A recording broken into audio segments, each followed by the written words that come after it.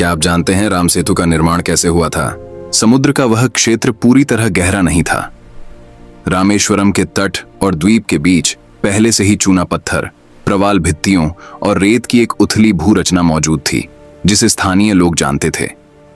ज्वार भाटे के समय कुछ स्थानों पर पानी कम हो जाता था और कुछ जगहों पर नाव की कील तल से टकराती थी।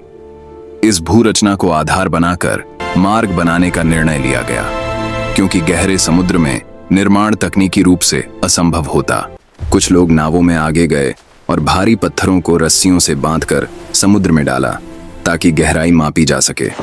जहां पत्थर जल्दी तल तक पहुंचा, वहां उथली पट्टी थी।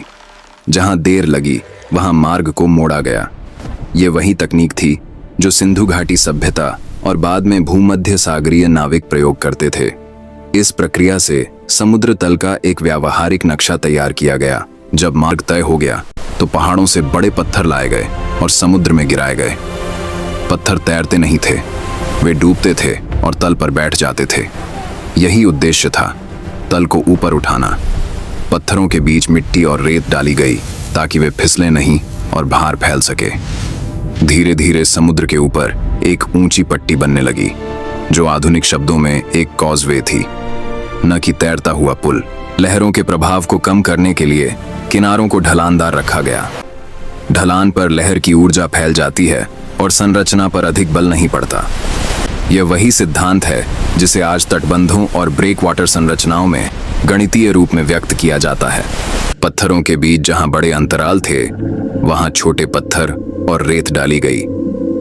इससे घर्षण बढ़ा और संरचना की शीयर स्टेबिलिटी बेहतर हुई।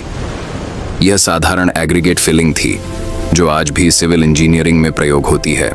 चूना पत्थर को जलाकर चूना बनाया गया और मिट्टी के साथ मिलाकर जोड़ में डाला गया। पानी के संपर्क में आने पर यह कठोर होता गया।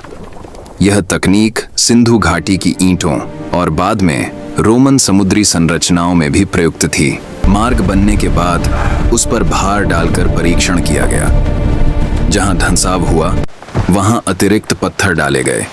यह ट्रायल एंड एरर आधारित एम्पिरिकल इंजीनियरिंग था, जैसा कि आज भी ग्रामीण बांध और तटबंधों में किया जाता है। समुद्र स्थिर नहीं था, इसलिए कुछ भाग समय के साथ टूटे, कुछ ढक गए और कुछ बने रहे। लेकिन प्राकृतिक उथली पट्टी बनी रही, क्योंकि वह भूगर्भीय प्रक्रियाओं का परिणाम थी। मानव निर्माण ने केवल उस पट्टी को ऊपर उठाया और उपयोगी बनाया। बाद में लोगों ने कहा कि पत्थर तैर रहे थे, क्योंकि उन्होंने यह नहीं देखा कि पत्थर डूबकर ही मार्ग बना रहे थे। और भौतिकी की धीमी प्रक्रिया आंखों से स्पष्ट नहीं दिखती। वास्तव में यह कोई चमत्कार नहीं था। यह प्राकृतिक भू रचना का उपयोग, सामूहिक श्रम और सरल सिविल इंजीनियरिंग था। समुद्र को किसी ने नहीं जीता था। समुद्र को समझकर उसके साथ काम किया गया था। समुद्र ने रास्ता नहीं दिया था। मनुष्य ने समुद्र के भीतर पहले से मौजूद रास्ते को पहचान लिया था और उसे उपयोगी बना दिया।